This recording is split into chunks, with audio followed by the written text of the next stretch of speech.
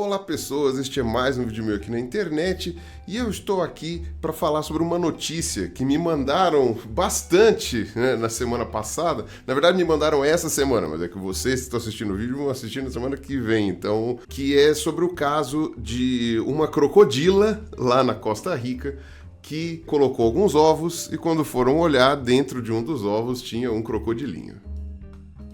E aí você vai olhar pra mim e vai falar, pô, Pirula, não acredito, você vai gravar um vídeo por causa disso, cara. Desde quando isso deu uma notícia. O esperado é isso, não? Que uma crocodila bote um ovo e saia um crocodilinho. É a coisa mais normal do mundo, não é? Seria a coisa mais normal do mundo caso esta crocodila não fosse virgem. Ou seja, ela foi o primeiro caso documentado em crocodilianos de partenogênese. Então vamos explicar aí o que é isso daí, para ver por que é tão interessante aí essa notícia. Em linhas gerais, né, quase todos os seres vivos possuem uma forma de reprodução sexuada, que significa você pegar dois indivíduos e misturar o material genético deles para gerar um novo indivíduo. Isso daí é bom evolutivamente falando, porque você evita a formação de clones, você permite aí uma variabilidade genética muito maior, né, e, portanto, uma resistência maior da população como um todo a alguma variação ambiental que possa matar ali, que possa ser deletéria para essa espécie, né? Então, se você tem todo mundo geneticamente igualzinho, se por um acaso, sei lá, dá uma doença, a doença provavelmente vai matar todo mundo, né? Agora, se você tiver uma variação genética boa na população, a chance de ter alguns indivíduos ali que são naturalmente resistentes a essa doença aumenta, e aí esses genes são passados para frente. Então, é natural que durante a história da vida na Terra tenham sido selecionados aí os seres vivos que possuem reprodução sexuada. Enfim, qualquer forma ali de trocar material genético com outro indivíduo da mesma espécie para ver se consegue aí, né, uma variabilidade maior. Como que a gente sabe que isso funciona? Porque a maioria dos seres vivos que existem hoje possuem reprodução sexuada. É uma seleção natural, é uma coisa bem evidente, inclusive, quando a gente olha aí as formas de vida que existem. Porém, a gente tem várias formas de vida que se reproduzem de maneira assexuada, né? Então, por exemplo, todas as bactérias podem se reproduzir de maneira assexuada, simplesmente divide em duas e cada uma para o seu lado. É que elas possuem também, geralmente, uma forma de reproduzir sexuadamente, do jeito delas lá que eu não vou descrever aqui. Protozoários também, enfim, fungos e tudo mais, tá? E plantas, a dar com pau... Plantas se reproduzem assexuadamente até não poder mais, né? Tem vários tipos, né, e jeitos, ou inclusive de autofecundação, ou seja, é uma reprodução sexuada, mas dentro do próprio indivíduo. Ou seja, né, é uma coisa meio assim, né, bom, sei lá, eu vou evitar piadinhas de quinta série aqui. Bom, a partenogênese é uma das formas de reprodução assexuada que existe, e nos animais isso é um pouco menos comum, mas também acontece bastante, principalmente entre os invertebrados, então você vai encontrar isso daí em vermes, em caramujos, né, vários tipos de molusco aí, em artrópodes principalmente. Aí você tem tanto em crustáceos quanto em aranhas, quanto em insetos. Em insetos tem vários casos, é a coisa que eu acho que de todos os grupos é o mais comum, é o que mais tem espécies com partenogênese, né, que já tenha sido documentada. O que faz sentido, é o grupo mais numeroso de todos os animais vivos hoje, né, mas enfim. Até tem um caso interessante que é o das abelhas, em que, se não me engano, o zangão ele é gerado por partenogênese. Porque o que acontece? Em animais, geralmente, os adultos são diploides, o que significa que eles têm duas cópias do material genético. Então nós humanos temos geralmente 23 pares de cromossomos, ou seja, são 46 no total. Metade herdado da mãe, metade herdado do pai. E é por isso que nós somos chamados de espécie diploide, ou seja, que tem duas cópias de cada cromossomo. E a maioria dos animais é assim, boa parte das plantas também, etc. E no caso das abelhas, que também são diploides, né? O zangão especificamente, se não me engano, ele é haploide, ou seja, ele tem só uma cópia do DNA, ele não tem cromossomos duplicados e ele é gerado por partenogênese. O óvulo que gera o zangão, ele não é fecundado, ele não tem reprodução sexuada. É um troço muito louco, muito interessante. Mas, assim, abelha, formiga, enfim, os insetos eusociais ali, cara, isso é um troço muito louco e que daria, sei lá, um documentário sobre isso, de tão interessante que é. E de todos os grupos aí que eu citei, os vertebrados são os que têm o menor número de espécies com registro partenogenético. E, no caso, já foi documentado em 3 espécies de tubarão em anfíbio, e em anfíbio é bunda. Assim, é muita espécie de sapo, de salamandra, só no grupo das cecílias é que nunca foi documentado, mas isso não quer dizer que não exista. É só porque estudar cecílias em linhas gerais é muito difícil. Cecília, para quem não sabe, é aquele grupo de anfíbios que não tem patas, né? Que são os gimnofionos lá, que tem o formato de cobra ali, mas na verdade são anfíbios. Em esquamata, que é o grupo dos lagartos e serpentes, né? No caso, o grupo dos lagartos, né? Serpentes são um tipo de lagarto sem patas, né? Um tipo muito especializado de lagarto, mas enfim, no grupo dos esquamata é um dos que mais tem documentação de partenogênese. Você tem isso em muitas espécies, tanto de lagartos tradicionais quanto serpentes, e no caso, a gente tem várias espécies exclusivamente partenogenéticas, ou seja, que a gente não conhece macho, só tem fêmea, e são 50 de lagartos, mais ou menos, e uma de serpente só, né? Então, que são exclusivamente partenogenéticos. De anfíbio também, de anfíbio tem um monte de espécie que é exclusivamente partenogenética, né? Que não tem, não tem macho conhecido, enfim, né? Não se sabe ali se existe um macho, e eles são muito raros, ou se eles efetivamente não existem e a espécie surgiu de forma partenogenética e existe por aí e está por aí. Mas eu já vou discutir um pouco sobre isso. Em aves, também tem documentação bastante, aliás, extensa, e há muito tempo, tem documentação desde, sei lá, 1950, acho que umas coisas assim, em galinhas, em perus, em uma espécie de pomba, se não me engano, e também hoje a gente já tem documentação em passeriformes, né, que são os grupos mais derivados aí, só que parece que os filhotes, nesse caso, são inviáveis. Então tem a partenogênese, tem o ovo lá, não sei o quê, mas o filhote nasce morto, tem algum problema genético lá que não dá para prosseguir. Mas existe o mecanismo de partenogênese ali. Ah, e também já foi documentado em condor da Califórnia, que é um bicho que foi praticamente extinto, né? Agora está sendo recuperado, né, no ambiente, já está ali com algumas populações estabelecidas na natureza. Em mamífero, nunca foi documentado, mas porque mamífero tem uma peculiaridade. Na hora que ocorre a junção do material genético do macho e da fêmea, você tem alguns genes inativados durante o processo de meiose, né, ou seja, da formação dos gametas. Eles só são ativados, esses genes aí, quando você tem a mistura do material dos dois. Então, quando você tem um processo partenogenético em mamíferos, que presume-se que deve acontecer eventualmente, o zigoto não se forma ou ele não consegue dar o start embriológico ali, porque com dois materiais genéticos idênticos não teria como ativar esses genes que são fundamentais para apertar o play ali da embriologia do negócio. Então, em mamíferos não foi documentado até agora, e eu sei que vai ter gente aqui embaixo que vai perguntar: Pirula, mas tem caso de humano partenogenético? E aí eu vou ter só que lembrar as pessoas que humanos são mamíferos, ok? Então a resposta já foi dada. Bom, e agora foi registrado pela primeira vez a partenogênese em crocodilianos. Mais especificamente em uma crocodila da espécie Crocodilus acutus, né, ou Crocodilus acutus, que é o crocodilo americano, que a gente chama, né? Caso vocês queiram saber as espécies, a diversidade de crocodilos em geral, tem aqui no meu vídeo sobre os crocodilos, né? Em linhas gerais eu falo ali de todas as espécies, da evolução delas, e também tenho outro vídeo sobre a preservação, o status de preservação de todas as espécies de crocodilo do mundo, que inclusive esse vídeo aqui teve pouco view, porque o YouTube deu uma escondida naquela época. Acho que o dia que eu soltei o vídeo foi num horário ruim, sei lá, sei que deu uma escondida, tem muito pouco view. Então eu sugiro que vocês vejam também ali, e lá eu falo sobre o crocodilo americano, que é esse que eu tô dizendo, que tá espalhado ali por praticamente toda a América Central, e foi no caso na Costa Rica, num zoológico. Essa fêmea acabou colocando uma ninhada, só que ela chegou quando ela tinha 2 anos de idade naquele zoológico. Hoje ela tem 18 anos, ou seja, passou 16 anos isolada. Ela não teve contato com nenhum macho. Tanto é que os criadores achavam que ela era um macho. Só descobriram que era uma fêmea porque ela passou a apresentar um comportamento muito agressivo, e quando entraram no recinto viram ali um ninhozinho com 14 ovos. Desses 14 ovos, que não tinha muito da onde ter sido fecundado, né, aquela coisa. Então, não só a surpresa de ser uma fêmea, como surpresa de estar colocando ovo, né? Desses 14 ovos, 7 ovos eram vazios por dentro, que nem ovo de galinha que a gente compra, né, no supermercado. Tá? Então são ovos não fecundados. Isso acontece com crocodilianos, isso já é um fenômeno documentado, isso não é surpresa.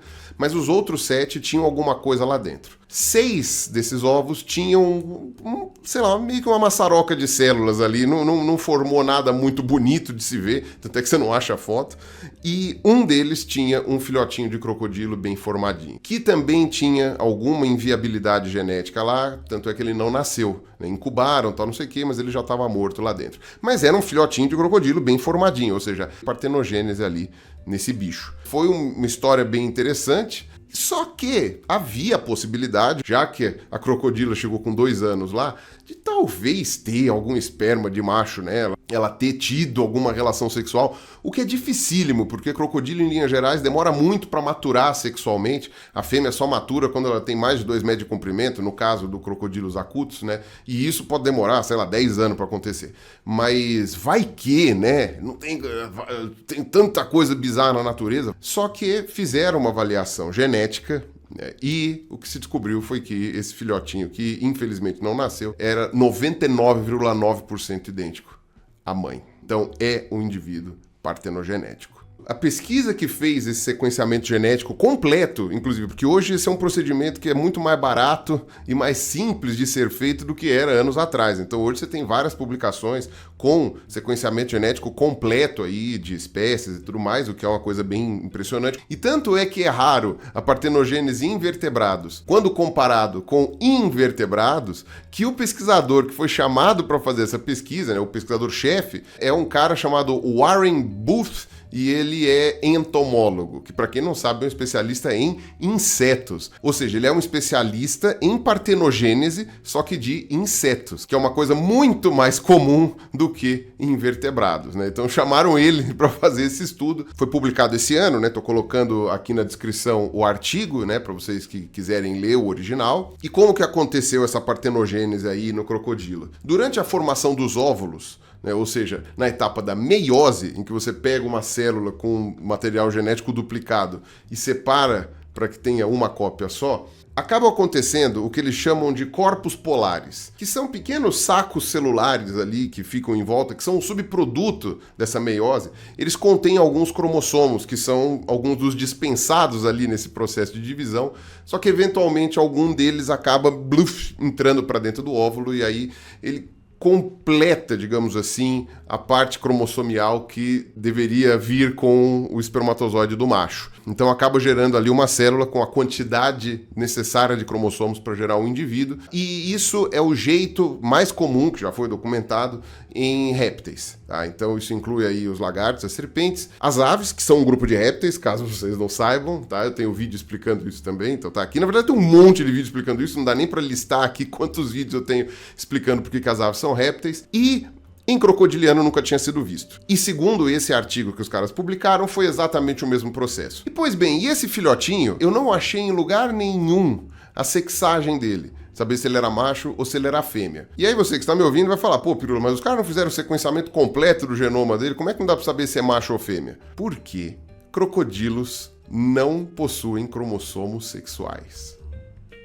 A determinação sexual dos crocodilos se dá pela temperatura em que o ovo é chocado. Segundo um artigo que eu li, que vou deixar aqui linkado também, lá na descrição, você tem temperaturas mais baixas ou as mais quentes, gerando fêmeas, e as temperaturas intermediárias ali são as que geram os machos. Então, as fêmeas de crocodilo que fazem os ninhos, que são uns morros assim de planta, galho, com raiz, com areia, com os troços assim, elas colocam os ovos lá dentro, colocam em diferentes alturas, justamente para alguns chocarem, digamos assim, numa temperatura maior, outros numa temperatura menor e não gerar ali uma ninhada só com fêmea, só com macho, etc e tal. Tá, eu vou deixar linkado aqui embaixo esse artigo que tem as temperaturas corretas, eu não vou saber de cabeça. Esse é o mesmo mecanismo que acontece com tartarugas.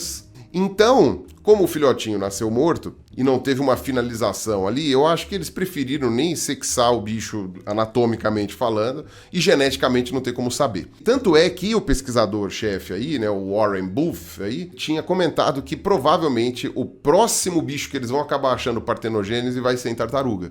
Que agora é o único grupo de répteis que está faltando, né, a gente descobrir aí uma partenogênese. E deve ter partenogênese também em tartaruga. Na verdade, partenogênese deve ser muito mais comum do que a gente imagina. Só que, como o Warren tinha falado, a gente acaba tendo um contato maior para descobrir essas coisas quando você tem bichos em cativeiro. Tanto é que ele desconfia que a gente tem aí esse excesso de ocorrências em lagartos e serpentes, justamente porque há mais tempo o pessoal cria esses bichos em cativeiro, inclusive em casa. Lá nos Estados Unidos, principalmente, isso daí é pet, né? O pessoal tem ali, né, lagarto, cobra e tudo mais, né? É muito difundido isso daí lá no país.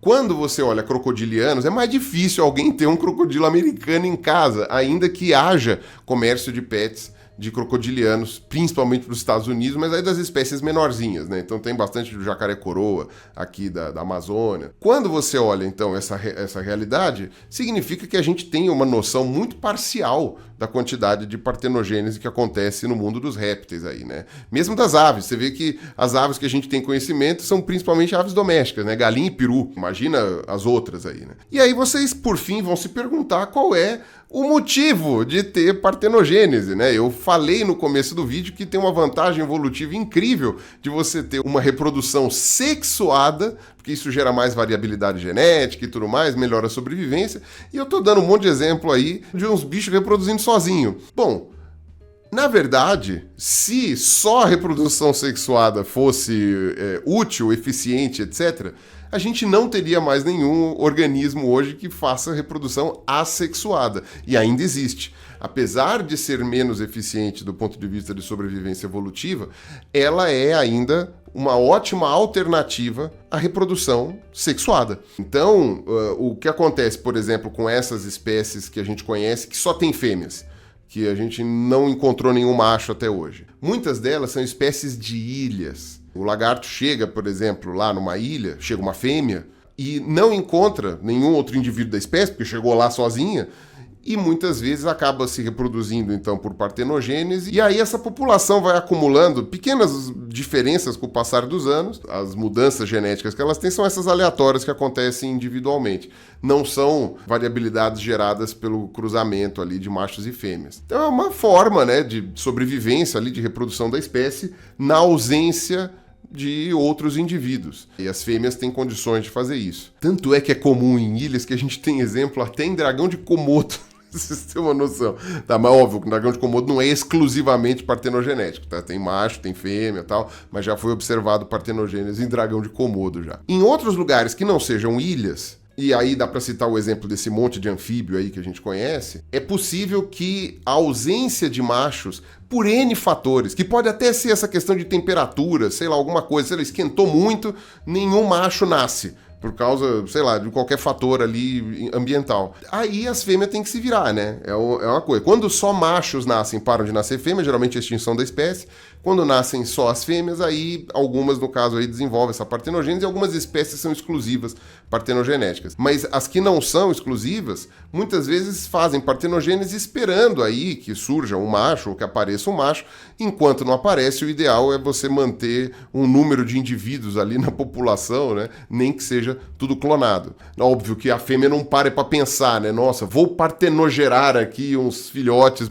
Não, isso daí provavelmente é um mecanismo de ativação epigenético, alguma coisa assim. E são conhecidos casos de fêmeas de lagartos também, se não me engano, que na ninhada você tem alguns ovos gerados de forma sexuada, ou seja, com encontro com o espermatozoide do macho, e outros ovos gerados de forma partenogenética. Ou seja, o pessoal sequenciou todos eles, né, para ter certeza, porque aí sim você não tem como saber no olho, né, não tem como falar, ela foi isolada. Não, como é que você vai saber que daquela ninhada que a maioria dos ovos nasceu com cruzamento com o macho, um ovo ou dois, sei lá o que, vão nascer por partenogênese, mas aparentemente tem. Em anfíbios tem um sistema que a gente chama de ginogênese, que é bem conhecido, que o espermatozoide encosta no óvulo, o óvulo dá o start para o processo embriológico, mas o espermatozoide não entra.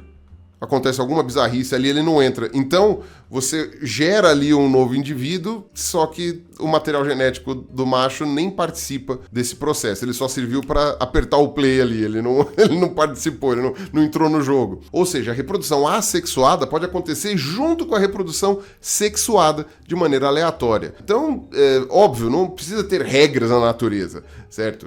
A gente tem aí um mecanismo que deve acontecer aí naturalmente o tempo todo, só que ele eventualmente sofre uma pressão seletiva quando você tem uma população muito pequena ou uma população isolada, e aí acaba sendo o mecanismo mais comum ali, né, de geração de indivíduos novos, né, de aumento da população, ou pelo menos de manutenção do número, né, de indivíduos na população. Só que, isso daí a gente sabe, tem um artigo aqui embaixo também que eu vou colocar, que a taxa de extinções nessas espécies exclusivamente partenogenéticas é maior do que nas que se reproduzem sexuadamente também, tá? O que faz todo sentido, né? Então, mesmo que esteja disponível ali a possibilidade de reprodução assexuada, a reprodução sexuada é sempre preferível, tá? Eu acredito que em praticamente todos os seres vivos. Então, na árvore evolutiva dos répteis, a gente tem dois grupos irmãos ali com a partenogênese conhecida, as aves e os crocodilos, que os dois são os arcossauros vivos hoje.